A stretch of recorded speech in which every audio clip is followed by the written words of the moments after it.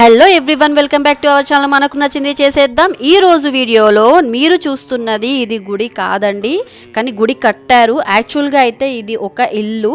ఈ ఇల్లు వచ్చేసి అచ్చమ్మది. ఈ అచ్చమ్మ ఎవరు అనేది నేను స్టోరీ చెప్తాను. సో దీన్నే ఇప్పుడు మ్యూజియం లాగా కూడా కట్టించారన్నమాట. సో కథలోకి వెళితే, బ్రహ్మంగారు అందరికీ తెలిసిన వారే. శ్రీ పోతులూరి వీరబ్రహ్మేంద్ర స్వామి కాలజ్ఞానం రాశారు కదా. సో ఆ బ్రహ్మం గారు కర్నూలు జిల్లాలోని బనగానపల్లె మండలంలో గరిమిరెడ్డి అచ్చమ్మ ఇంట్లో పశువుల కాపరిగా ఉంటూ రవ్వలకొండలో కాలజ్ఞానం రాశారు. ఆవులు చుట్టూ గీత గీసి రవ్వలకొండలో కాలజ్ఞానం రచన గావించారు బ్రహ్మంగారు. రవ్వలకొండ బనగానపల్లెకు 1.5 కిలోమీటర్ల దూరంలో ఒక కొండపైన ఉన్నది. ఈ కొండ గుహలో కూర్చొని బ్రహ్మంగారు కాలజ్ఞానం వ్రాశారు కనుక కొండలను బ్రహ్మంగారి కొండలు అని కూడా పిలుస్తారు. తల్లిని వదిలి పుణ్యక్షేత్రాల యాత్రకై బయలుదేరిన బ్రహ్మంగారు బనగానపల్లె చేరుకున్నారు. పగలంతా ప్రయాణం చేయడంతో బాగా అలసిపోయిన స్వామివారు అక్కడ కనిపించిన అరుగు మీద పడుకున్నారు. ఆ అరుగు గరిమిరెడ్డి అచ్చమ్మాంబ ఇంటిది. ఉదయాన్నే అచ్చమ్మ తన ఇంటి అరుగు మీద నిద్రిస్తున్న బ్రహ్మంగారిని చూసి ఆయన వివరాలు అడిగి తెలుసుకుంది. తాను బతుకు తెరువు కోసం వచ్చానని, తనకి ఏదైనా పని చెప్పమని కోరగా తన దగ్గర ఉన్న పశువులను తోలుకెళ్ళమని చెప్పింది అచ్చమ్మ. బ్రహ్మంగారు తెలుగు రాష్ట్రాలలో అందరికీ తెలిసిన వారే. ఈయన దేశాటన చేస్తూ కాలజ్ఞానం వ్రాశారు. పశువుల కాపరిగా వడ్రంగిగా కూడా బాధ్యతలు నిర్వర్తించారు. ఈయన భవిష్యత్తులో జరిగే అనేక సంఘటనలను విషయాలను ముందుగానే దర్శించి వాటిని తాళపత్ర గ్రంథాలలో భద్రపరిచారు. ప్రస్తుతం జరుగుతున్న అనేక విషయాలు ఆయన కాలజ్ఞానంలో ఉన్నవే.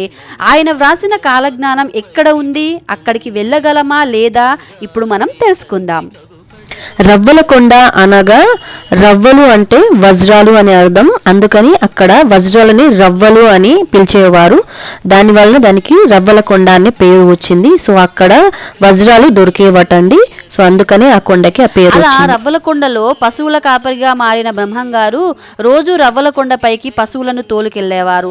ఆ ప్రదేశం ఎంతో ప్రశాంతంగా ఉండటంతో ఇక్కడే కాలజ్ఞానం వ్రాయాలని నిశ్చయించుకున్నారు. అక్కడే ఒక తాటి చెట్టు ఆకులను తెంచుకొని కాలజ్ఞానం వ్రాశారు అని చెబుతున్నారు. తాను వెళ్ళి కాలజ్ఞానం రాసుకుంటూ కూర్చుంటే పశువుల సంగతి ఏం కాను అని గ్రహించిన బ్రహ్మంగారు వాటిని ఒక మైదానంలో వదిలేసి వాటి చుట్టూ గీత గీశారు. గోవులు ఆ గీతను దాటకుండా మేతమేసేవి.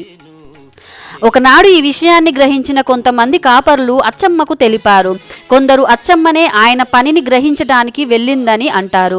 అచ్చమ్మ కొండపైకి వెళ్ళి చూస్తే పశువుల ఏకాగ్రతతో మేత వేయడం గ్రహించింది. గుహలో వెళ్ళి చూస్తే బ్రహ్మంగారు ధ్యాన ముద్రలో ఉంటూ ఆకుల మీద కాలజ్ఞానం వ్రాస్తూ కనిపించారు. అది చూసిన ఆవిడ ఆయన్ను ఒక జ్ఞానిగా భావించింది. తాను ఇన్నాళ్ళు సేవలు చేయించుకుంది ఒక జ్ఞానితోనా అని బాధపడి అచ్చమ్మ స్వామిని క్షమించమని వేడుకుంది. తనను జ్ఞానబోధ చెయ్యమని కోరింది. పోతులూరి కాలజ్ఞానాన్ని ఒకేసారి చెప్పలేదు. అనేక సందర్భాల్లో వేర్వేరు వ్యక్తులకు తెలియజెప్పారు. అంతేకాకుండా చాలా భాగాన్ని ఒక చోట పాతి పెట్టారు. ఆ తర్వాత దానిపైన చింత చెట్టు మొలిచింది. ఇంతవరకు చూపించిన చెట్టు అదేనండి మీకు. ఆయన కాలజ్ఞానాన్ని ఎందుకు పాతి పెట్టారు, ఇలా ఎందుకు చేశారు అనే దానికి మాత్రం ఇప్పటి వరకు జవాబు దొరకలేదు. ఇప్పుడు మీకు చూపిస్తున్న ప్రదేశము మనం వెళ్ళే దారిలో అచ్చమాంబ వాళ్ళ ఇంటి నుంచి తాళపత్ర గ్రంథాలు కాలజ్ఞానం రాసిన ప్రదేశాన్ని మీకు చూపించాను. ఇప్పుడు మీరు చూస్తుంది కూడా అదే. అచ్చమ్మ ఇంట్లో యథాప్రకారం కాలజ్ఞానాన్ని వ్రాసి ఒక చోట పాతి పెడుతూ ఉండేవారు పోతులూరి. ఆ పత్రాలను పాతిన చోట ఒక చింత చెట్టును నాటారు. ఆ గ్రామానికి ఏదైనా ప్రమాదం ఆపద వస్తే సూచనగా ఆ చెట్టు యొక్క పుష్పాలు రాలిపోతాయని అక్కడి ప్రజలు ప్రగాఢ విశ్వాసం. ఇప్పుడు మీకు చూపిస్తుంది రవ్వలకొండలోని ఒక ఆ కాలజ్ఞానం రాసిన గుహ లోపలికి ఇప్పుడు మనం వెళ్ళబోతున్నాము. రవ్వలకొండ ప్రాంతంలో వీరబ్రహ్మేంద్ర స్వామి వారు ఈ చెట్టు కిందే ఆవులను కట్టేసేవారు. బ్రహ్మంగారు కాలజ్ఞానం రాసిన గుహకి దారి ఇదే. బ్రహ్మంగారు కాలజ్ఞానం రాసిన ప్రాంతంని ఆనందాశ్రమం అని కూడా పిలుస్తారు. గుహ లోపలికి వెళ్ళడానికి ఇక్కడ టికెట్ తీసుకోవాల్సి ఉంటుంది. టికెట్ ఖరీదు చేసి 2 రూపాయలు మాత్రమే. ఈరోజు మనము శ్రీ పోతులూరి వీరబ్రహ్మేంద్ర స్వామి గారు ఏదైతే తాళపత్ర గ్రంథాలు రాశారని చెప్పేసి అందరూ మనం చెప్పుకుంటున్నామో అది రాసిన ఒరిజినల్ ప్లేస్ అన్నమాట. అది వచ్చేసి ఒక గుహ లాగా లోపల ఉంటుంది. ఆయన గుహ లోపల కూర్చొని రాశాడు. అండ్ విచిత్రం ఏంటంటే దానికి ఒక చెట్టు కూడా ఉంది. దాని లోపలికి ఇప్పుడు మనం వెళ్తున్నాము. సో ఈ ప్లేస్కి నేను రావడానికి చాలా అదృష్టంగా భావిస్తున్నాను. మీరు ఒకవేళ కర్నూలు జిల్లా లేదా నంద్యాల జిల్లా సరౌండింగ్స్లో ఉంటే కంపల్సరీ విజిట్ చేయండి.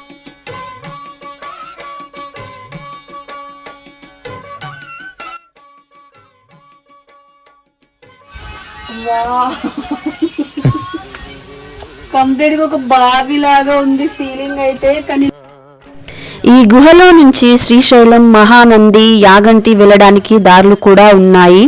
ఈ దారి వెంబడి స్వామివారు ఆ ప్రాంతాలకి వెళ్ళేవారు అని అక్కడ చెబుతున్నారు. మీరు చూస్తూ ఉంటే గమనించవచ్చు ఎంత డేంజర్గా ఉంది ఆ గుహ అనేది. ఆ స్టెప్స్ కూడా సరిగా లేవు. అండ్ మేము వెళ్ళేసరికి 4:30 అయ్యింది. అప్పటికి ఆ గుహ లోపలికి వెళ్తూ ఉంటే చీకటిగా ఉండింది. బయట చాలా వెలుతురుగా ఉంది. బట్ అది గుహ అవ్వడం వలన లోపలికి వెళ్ళిన కొద్దీ ఎక్కువ చీకటి అవ్వడం వలన మాకు కొంత భయం వేసింది. ఏ ఫ్యామిలీస్ కూడా లేదు. మా ఫ్యామిలీ ఒకరే ఉన్నారు. సో నేనే ముందు వెళ్తున్నాను అనమాట. బయట చూస్తే వెలుతురు ఉంది చూడండి. సో లోపలైతే లైట్స్ వేశారు. సో చూద్దాము. ఇది ఒక సాహసం అనే చెప్పొచ్చు. బ్రాహ్మణులు వృత్తి ధర్మము వదలి పెట్టేరు, భ్రష్టులై చెడుదాలు పట్టేరు, అగ్రహారములు మడిమాన్యములు పోయి బుడ్డి చెంబులు చేతబట్టేరు. సో మన మోకాలు నొప్పులు ఉన్నవాళ్ళు, హెల్త్ ఇష్యూస్ ఉన్నవాళ్ళు, హార్ట్ ప్రాబ్లం ఉన్నవాళ్ళు ఈ లోపలికి వెళ్ళకపోవడమే మంచిదండి. ఎందుకంటే మనం కొంచెం ఏజ్లో ఉన్నా కానీ వెళ్తుంటే నాకే బెండై వెళ్ళాల్సి వస్తుంది. అండ్ డౌన్కి దిగినా కొద్దీ మనకి ఆక్సిజన్ అనేది అందడం కొంచెం కష్టంగా ఉండిందనమాట. బ్రీతింగ్ ప్రాబ్లం ఉన్న వాళ్ళు కూడా వెళ్ళకపోవడమే బెటర్. ఇన్ కేస్ వెళ్ళాలి అనుకున్న వాళ్ళు ఏదైనా ప్రికాషన్స్ తీసుకొని వెళ్తే బాగుంటుంది. ఒక 4 గోడల మధ్యలో బంధించి ఆక్సిజన్ లేకపోతే ఎలా ఉంటుందో అలా ఉంటుంది. సో అప్పటి కాలంలో ఎలా ఉండేవారో అనేది ఇలా ఎక్స్పీరియన్స్ అవ్వడం అనేది నేను చాలా హ్యాపీగా ఫీల్ అవుతున్నాను. నిజమన్నదాన్ని వదిలేసేరు, తలకు మాసిన పనులు చేసేరు, సంపాదనకు మరిగి స్వార్థతత్వం పెరిగి జనులలో చులకనైపో. మహానందికి దారి ఉందంట ఈ లోపల నుంచి, గుహల నుంచి వెళ్తే.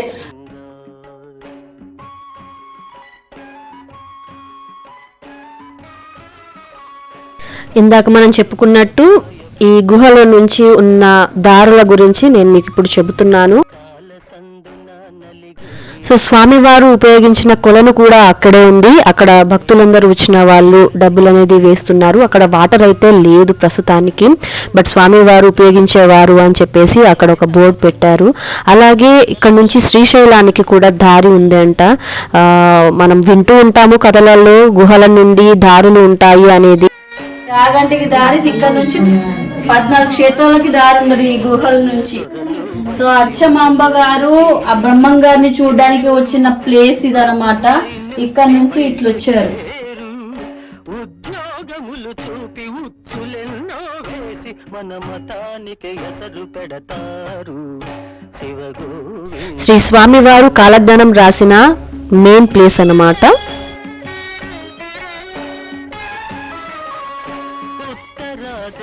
సో బ్రహ్మం గారు తాళపత్రాలు రాసిన ఎగ్జాక్ట్ గుహ ప్లేస్ ని నేను ఇప్పుడు చూపిస్తున్నాను మీకు. ఎలా ఉండి రాసుకునేవారు అనే దాన్ని సేమ్ అదే విగ్రహాన్ని అక్కడ పెట్టి పూజిస్తున్నారు.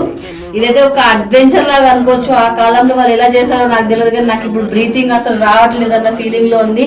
కంప్లీట్ గా చాలా డౌన్ కి వచ్చేసిన మీరు చూడొచ్చు.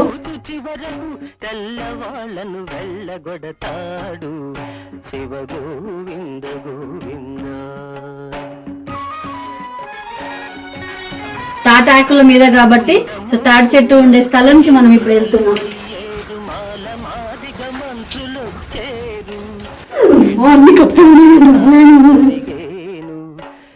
సో యాక్చువల్గా ఆ లోపలికి వెళితే ఆ తాటి చెట్టు అనేది కనిపిస్తుంది. కాకపోతే అక్కడ వర్షం పడడం వలన, డౌన్ ఉండడం వలన కంప్లీట్గా లోపలికి నీరు వచ్చి అలా అయిపోయింది. మీరు చూడొచ్చు. అండ్ గబ్బిలాలు కూడా వెళ్తున్నాయి లోపల నుంచి బయటకి. నాకు చాలా భయంకరంగా ఉంది. ప్లేస్లో అసలు లైట్ లేదు వెళ్ళడానికి కూడా. సో మీరు చూడొచ్చు ఆ రోజుల్లో వాళ్ళు అలా నివసించారు, ఆ ప్లేస్లో ఉండి వెళ్ళారు అని అంటే నిజంగా వాళ్ళకి దండం పెట్టారు. అక్కడ చాలా ఆవులని చూడొచ్చు. ఇది వచ్చేసి బ్రహ్మం గారికి కొత్తగా కట్టించిన గుడి, ఇంకా కన్స్ట్రక్షన్ అవుతుంది.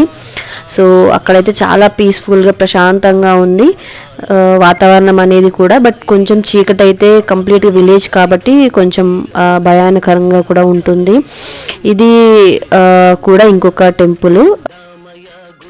ఇందాక చెప్పుకున్నట్టు రవ్వలకొండలో రవ్వలు కడిగే ప్లేసు, రవ్వలు అంటే వజ్రాలను కడిగే స్థలం అనే అర్థము మీకు చూపిస్తుంది. అదే అండి. ఇలాంటి మరిన్ని ఇంట్రెస్టింగ్ వీడియోస్ కోసం మన ఛానల్ని సబ్స్క్రైబ్ చేసుకోండి.